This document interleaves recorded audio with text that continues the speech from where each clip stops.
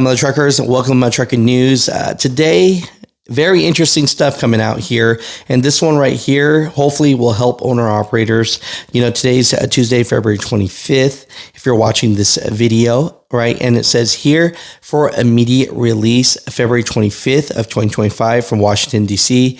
You know, it says here from Pink Cheetah, happy belated Valentine's Day, cat's out of the bag. Today, Pink Cheetah Express LLC filed a lawsuit in federal court requesting a declaratory judgment to enforce the FMCSA's November 30th, 2023 order. So what was this order and what is this judgment and what's this lawsuit about, right? So I got James Lamb from SBTC send me this breaking news report and says Pink Cheetah Express LLC has announced a lawsuit has been filed today in federal court asking a federal judge for a declaratory judgment which orders TQL Logistics to comply with FMCSA's November 30th, 2023 order to process 49 CFR 371.3 shipper broker rate transparency requests from all carriers on their transactions with TQL as their broker and to remove contractual waivers of 49 CFR 371.3 from TQL's broker carrier agreements because such waivers may constitute evasion of regulation under 49 U.S. Code 14906.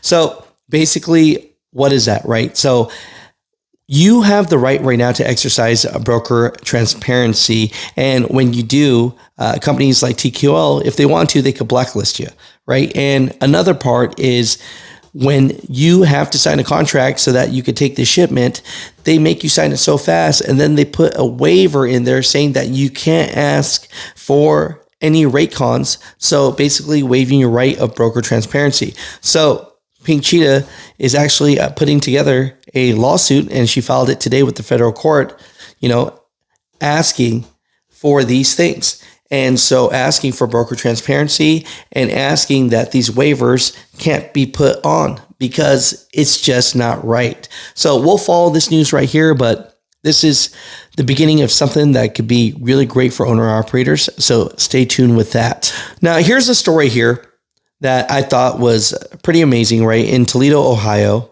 a truck driver from Ohio was in the right place at the right time when he found a 12-year-old girl with developmental disabilities wandering on the side of the highway, right? Derek Flory was driving his typical route at around 1 a.m. on February 15th when a small light suddenly caught his eye. Then he moved into the middle of the road. Once I blared the horn, the light went crazy, Flory said. As I got closer, I found out that it was not a bicycle and it was a little girl. You know, he picks up the girl. He goes to the nearest building. He makes a phone call to the police, and they said that grandma was making a call that she lost her granddaughter and lock your doors, right? But just so lucky that this truck driver was able to help this little girl and save her life. You know, he is a hero, and I thought that was really amazing. So President Trump just released out to the public that these tariffs that he was putting 25% on from Mexico and Canada, they are going forward with this. We're on time with the tariffs, and it seems like that's moving along very rapidly. We've been mistreated very badly by many countries, not just Canada and Mexico. We've been taken advantage of. We were led by, in some cases, fools, because anybody that would sign documents like they signed where they were able to take advantage of the American people, like has happened over the last long period of time, except for a little 4-year period that took place 4 years ago. But anybody that would agree to allow this to happen to our country should be ashamed of themselves. No, the tariffs are going forward on time, on schedule.